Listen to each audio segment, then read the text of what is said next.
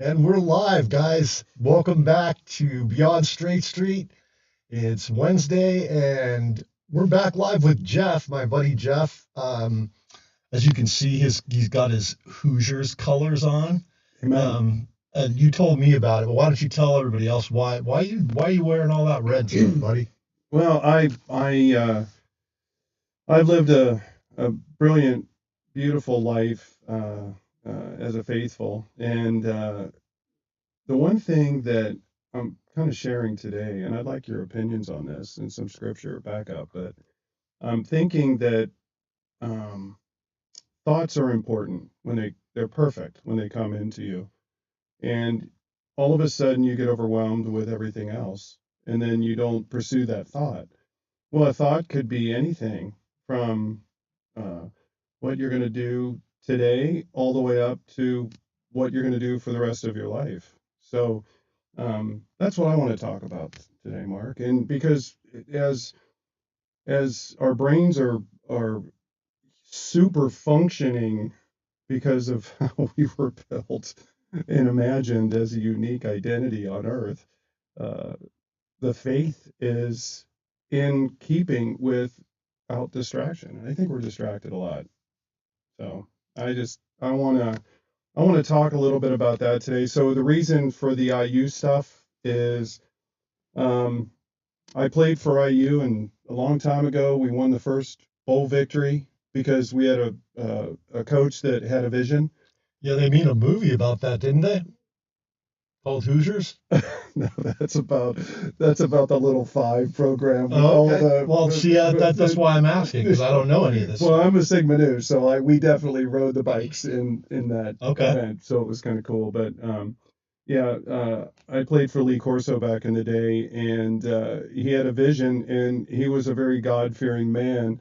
And one of the funny things about that game, um, the Brigham Young was going to kick a field goal, 20-yard field goal to win the game. Mm-hmm.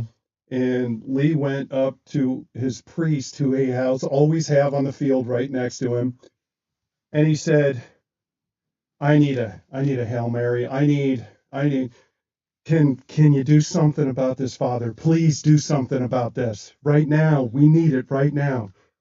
So the field goal kicker kicks it completely to the left and in the stands. We win. So he walked up. He was walking by as he's going out on the field to shake the coach's hand with the priest with him, and he goes, "Thanks, God." And the priest looks at him. He goes, "You're welcome." But see, these are the times where a thought and a plan can change your life, and it definitely did for us.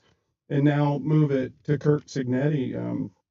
He's an incredible.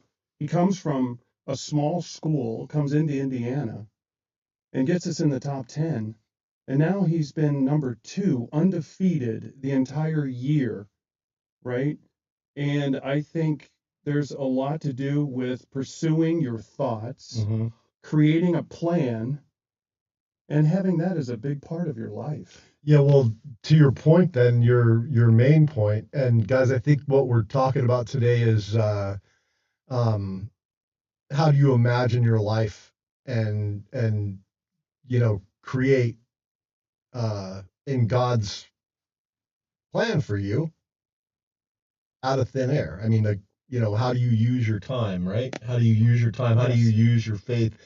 And I mean, essentially, I guess what you're saying is making the world a better place. I mean, that's a pretty hackneyed, old thing, but I mean, that's you're saying That's the for big the good overview. of humanity, like what am I doing in creative language? What am I doing um to bring out everything that God has put into me? I'm getting some major spirit hits on that Is one. that what you're talking Yes, about? Sort of. but it's to each. We are individual DNA on Earth. Everyone is built with a plan, because when you're born, no matter what you're born into, you can have the best life that you could ever have. Right. you know? I mean, I'm not going to get into,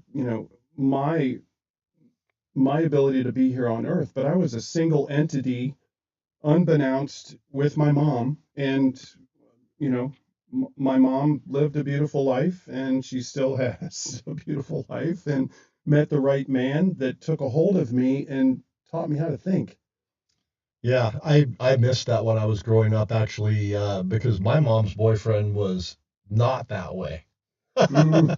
He was not that guy. Well, that guy left my mom and went to Texas and left my mom and I to fend for ourselves. Oh, okay. Well, then he was that guy. Yeah, he was that guy. I thought you were talking about it in a positive way. No, no, no, no, Okay. no. So Well, me and anyway, I mom mean, were, even in spite of that, you can have this full life, you oh, well, know. I'm an example of it, Yeah, and I that's want so am I. That's to, what I yeah, mean. and we need to share some thoughts today on how to strengthen that idea that you have in your head.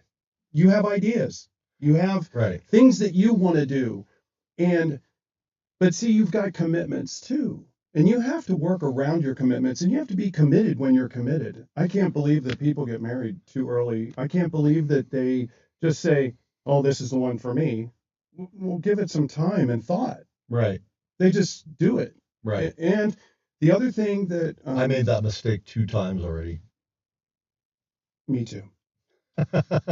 And I've Don't plan on making it and again. I no, made it no, two no. I've times been already. happily married 27 years, 4 adult children that Yeah. are that want to be with us all the time. They're, Yeah. that kind of thing. So yes, I'm blessed, but it's the thoughts and the actions of those thoughts that create this kind of success. Yeah.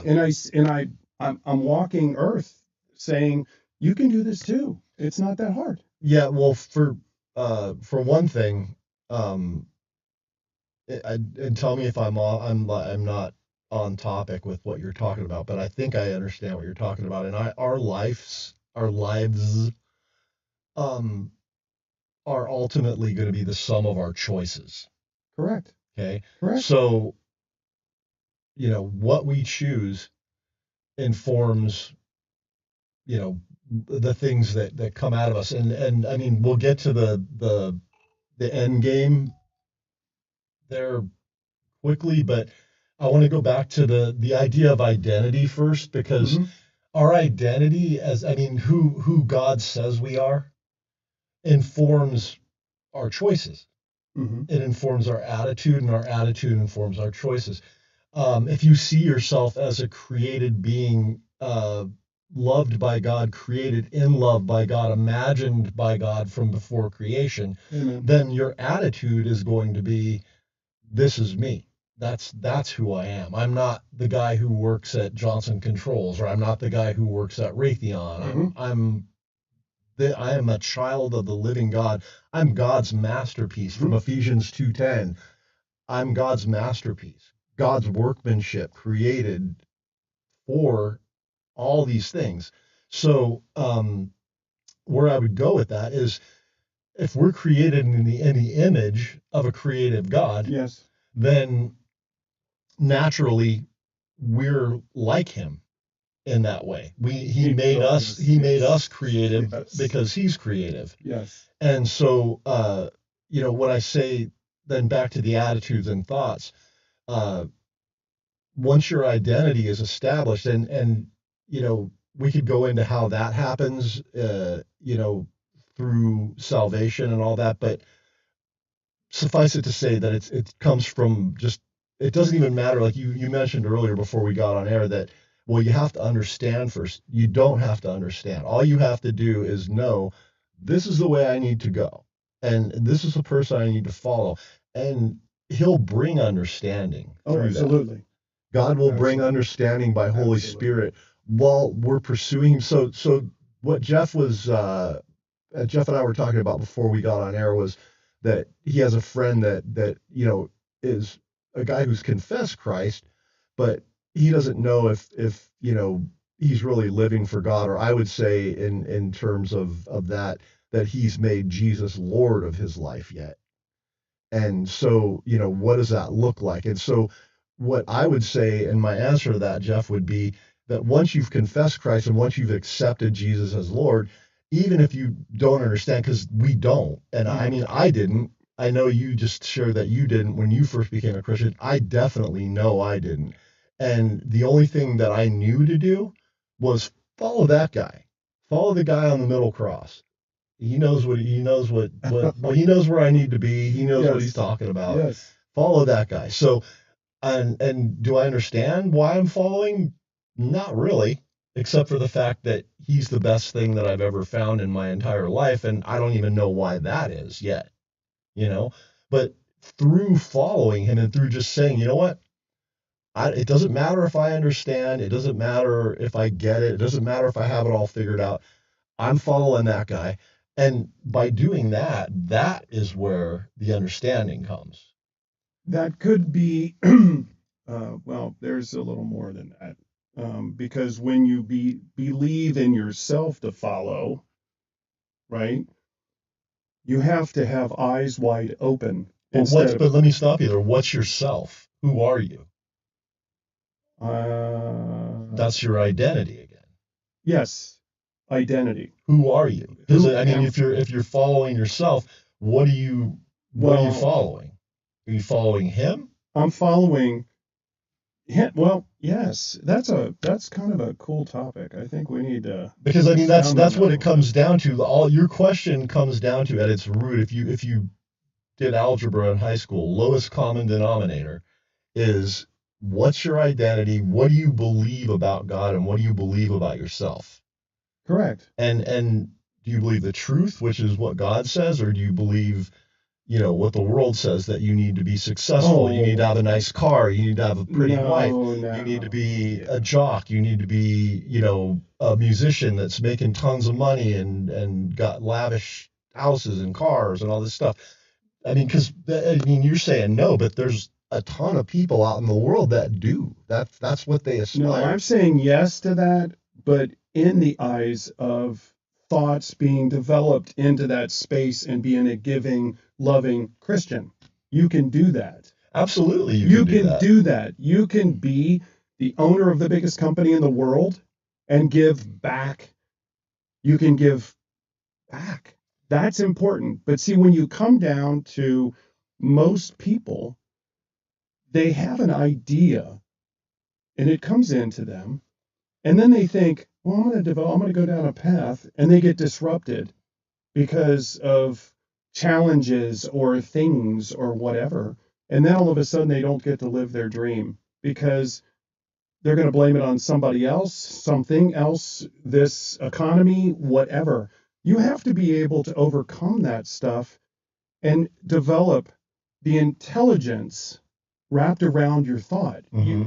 You love this thought of who you are going to become, Right. right? Well, Well, what about you? What was your thought? Why are you doing this? okay. So the first point I want to make is, and this is true across the board in our faith. It's not about the thing; it's about the person. So, like when you're, for example, if you want to be healed from something, Hmm. you're not seeking, or you. Let me rephrase that. We as Christians should not be seeking the healing. We should be seeking the healer. Correct. Okay. Correct. So it's the same, and you could apply that to any tenet of Christianity. Anything that you're after, and anything that you want to accomplish, like just put it in your terms. If you want to be a successful person, and in the vein of uh, letting your faith show through your success or whatever Correct. it is that you're Yes. doing, my personal thought is you're not pursuing the thing. You're pursuing the one who brings the thing. Correct.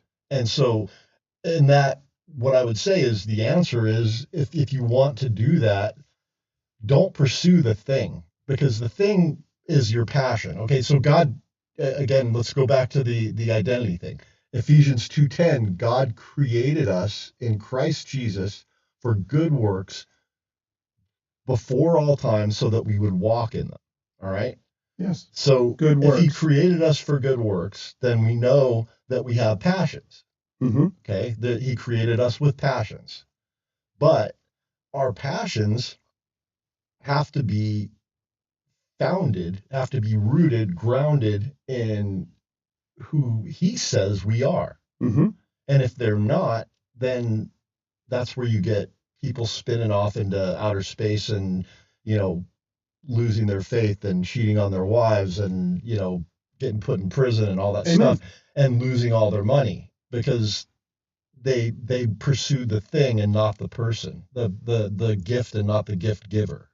You see what I Correct. mean? Correct. So, I agree with you in doing that. Absolutely, we should all aspire to do that. And I would say even go a step further, and this is going to probably rub some people the wrong way, but um, in this stage of my life, I've found that if something isn't edifying me and building me up, it's not a passion, I'm not going to pursue that thing. And that includes jobs, it includes work. Correct. And so you know, this whole thing about I get it. I get it. There's tons of you out there that have to have a certain job. You have to work because you have to support your family. You have to do this. You have to do that. Gotcha. I'm not speaking against that at all. All I'm saying is consider the fact that God made you with passions. There's something that you can do, just you, that you can do in a way where nobody else can do it.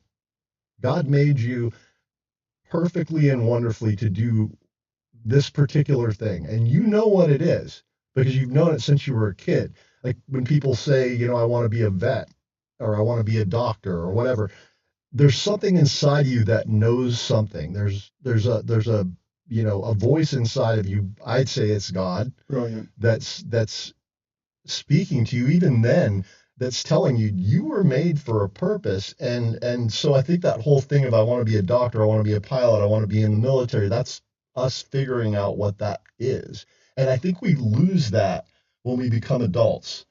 I think as adults we get so caught up in, okay, I need money because I got to have a house, I need a house because I have to have kids, and I need, I need more money because they have to go to college, and now, and it just gets like your passions get lost in that.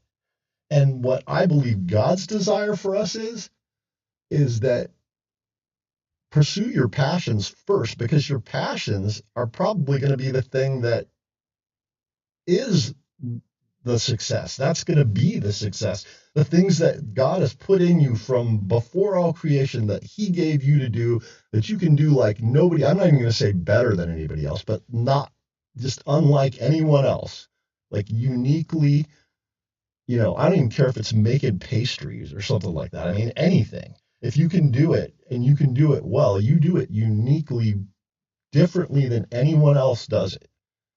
And he put that in you from birth, from before birth. He imagined it before all time and put it in you. And so I would say, yes, pursue success, and pursue success in the vein of sharing your faith, but pursue success in pursuing him, because really, if your foundation is there, the success is just going to come. It has for me. And that's what I'm getting at, is that your passion, that's a God-given gift. It's a gift that every single one of you have. Every single one of us is given by God, and that we're not using those, that we let all the worries of life and all the concerns of life crush that out. And we do. I did for 25 years. I let all that consume me so much that my passions just went somewhere over here, and I didn't even look at them until about a year ago. Mm. And we don't have a whole lot of time, a lot more time, but so for the purpose of time, I'll make this really short. But uh, when my contract ended at DHS, the Department of Homeland Security, last year, I was about to go out and throw resumes everywhere, and God stopped me and made me think about this and put this right in my face and said, "What about these things?" And I'm like, "Well, what about them?" He's like, "Well, these are the things that I've given you. These are your gifts. Your musical ability, your faith, Whatever it your is. ability to remember Whatever things. it is. Well, you know, I mean, I'm talking about in general for Yeah. anybody, but I mean, this is like the conversation between God and I is he's like, you know, it doesn't matter. Put your talent or gift in the place that I'm talking about. I mean, it doesn't matter what the thing is. Yes. I had pushed it aside, and he's like, well, what about this? And I'm like, what about it? And he's like, well, this is what I made you to do. This is what I literally created you to do. Why aren't you doing this? Oh my God, that must have been an incredible.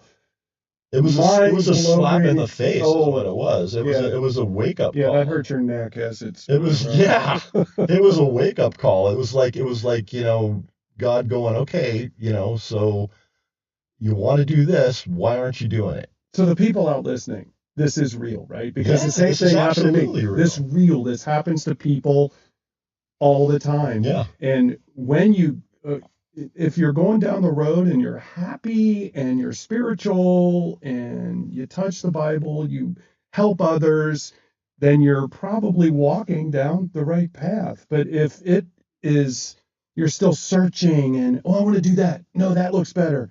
Oh, squirrel.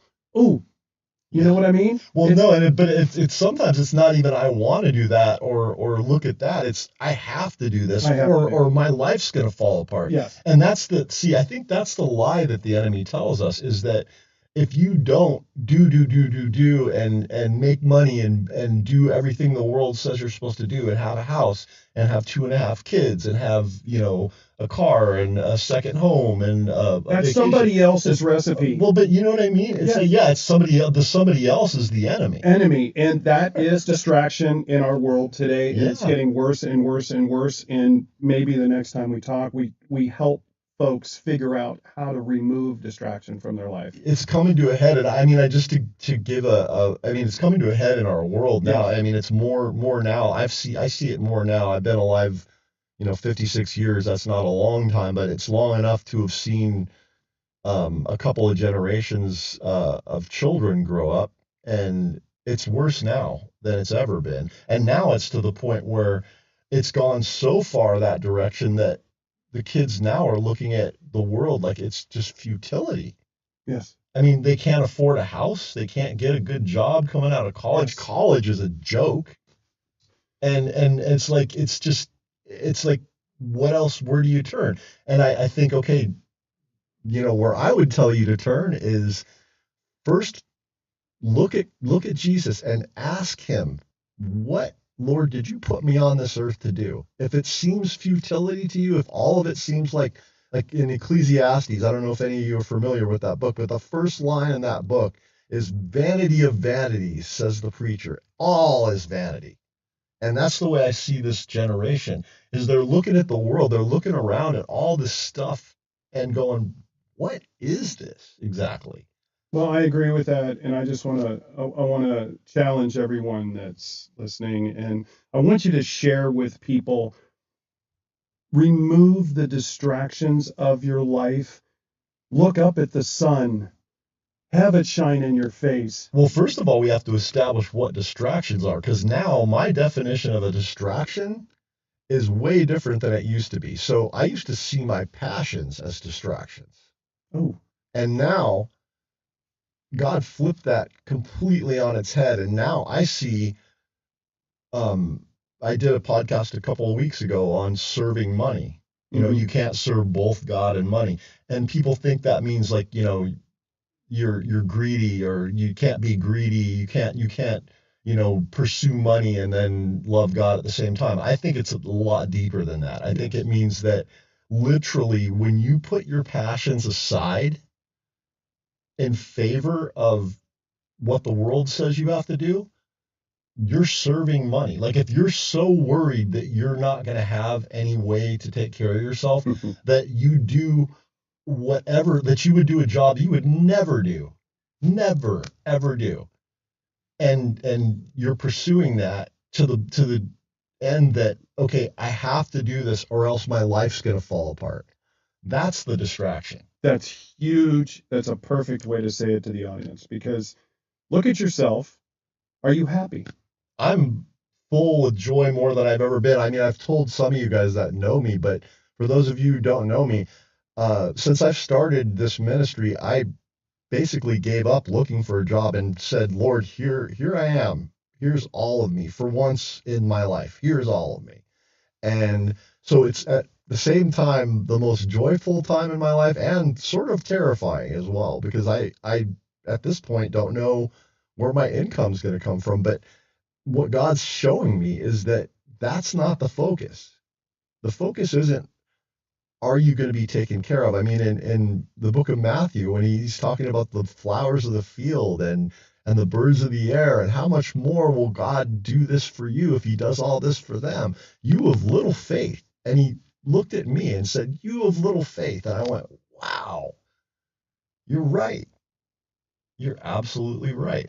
My faith has not been where it should be in that regard. And I know it sounds so foreign to our society and to our culture that I would even be saying, oh yeah, the distraction is your desire to make money. The distraction is your job, and the focus is your passion.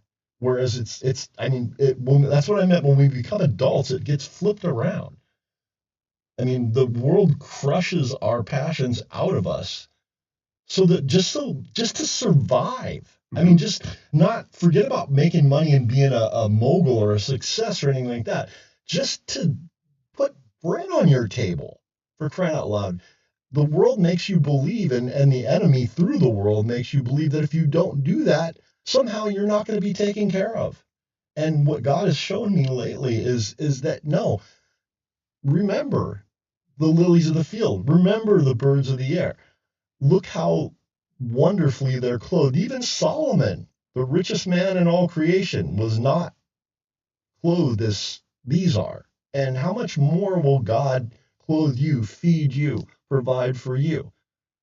And for what? For doing what? What's the catch? Hmm. There is no There catch. is no catch. And Well, that's the thing, is like, oh well, there is a catch, but it's a good one. The only catch is follow me.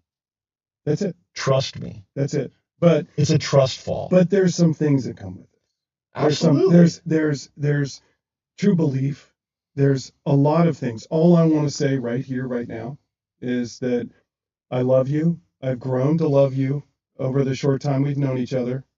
And the one thing I will share is kindness, listening, having the ability to help people. Everything will come your way with that mindset. Yeah. That so you're going through a lot of problems. Everybody's going through problems, but those are not something that you're going to fix right now. You need to go deep inside yourself and find the things that you need to work on. And those are the things that are simple. Kindness. When I walk up to someone and that's struggled and I'm kind, Yep. I say hello to everyone I walk by You're and I catch them in absolutely the right. eyes. I help people when they need help. And that I learned comes back in droves. It just, No, you're right. it, You're 100% right. those are the things that I would recommend everybody going. And we'll talk more about this You're when I come. 100% right. Yeah. And again, guys, I'm not making light of anybody's life or anybody's struggles or anything like that. I'm just sharing what God shared with me Yep. and what his desire is for every one of Mm-hmm. you, for us, for me and Jeff, for you, for every person he ever created, Correct. is that we would walk in those beautiful things that he's given us, those talents and gifts that he's given us. He's given us everything that we need for life and godliness. He's given us every good gift from the heavenlies. He's poured it out into our laps, and he thought about it before all time. It's been in you since you were born. And so all I'm saying is consider, what are your passions? What are the things that you can do that nobody else can do quite like you can? And pursue those things, or at least consider pursuing those things, and pray about, Lord, how would that look if I didn't work at Kmart? How would that look if I didn't work at, IBM or Dell? How would it look if I actually made something? How would it look if I actually created something out of thin air? Because you imagined me out of thin air. So how would that look, Lord? And I mean, see, kind of maybe chew on that and toss it around a little bit and see how God speaks to you. I got Because a better idea. Interruption. Spend the time every day with yourself. yeah, Don't turn on the radio. Don't do, just when you get up, do your thing, work your plan, do the 5 things that are most important for you today. But think about you quietly. yeah, and I guess what I'm saying is that um, slowly when you do that, the shift should happen Yes. where those 5 most important things become His 5 most important things, Correct. not yours. Correct. And so it's like that kind of that psalm that trust in the Lord with all your heart and lean not on your own understanding, but in all your ways acknowledge Him, and He'll make your path straight. Or the psalm about He'll give you the desires of your heart, and people misconstrue that. So the desires of my heart, He'll give me when the desires of my heart become His desire for me. Mm-hmm. And that's where people get, well, I don't have the desires of my heart. Where are the desires of my heart? I want this and I want that and I want the other thing. It's not about that. It's about being the person that God made you to be. And then once our thinking comes into alignment with who He says we are and what He says we do, then the desires of our hearts become the desires of His heart for us. And then that's what I'm saying. Then that script gets flipped. Then those 5 most important things that you have to do become His 5 most important things that you have to do. And then the other stuff is next. Oh, it's beautiful. And what you're talking about is, I agree. Spend time with yourself, Yep. but what he's saying is spend time alone with God. Yes. And that's called abiding. And abiding means to live with, or to sit with and remain. And so abide with God, right? That's what you're saying. So Yes. so I guess as we close, guys, what we're gonna do is just tell you, spend some time and abide with God and sit with God and take that time. And if you have to, at first, like Jeff said, if you have to get your other stuff out of the way, if you have to-dos that you have to do, then do them and protect that time. That's the only thing I would say. Don't let anything get in the way of that time. Set that time apart, sanctify it, make it holy, even, I would say. I mean, that may be going a little too far, but, protect it like it's holy.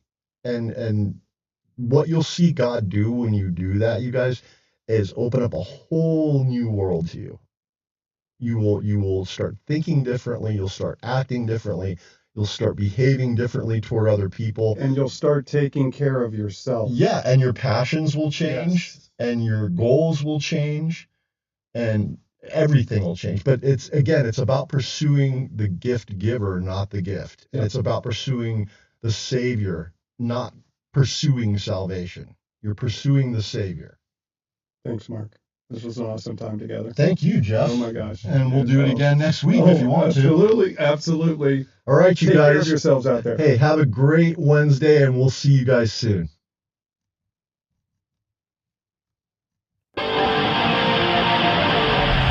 That was fun. That was fun.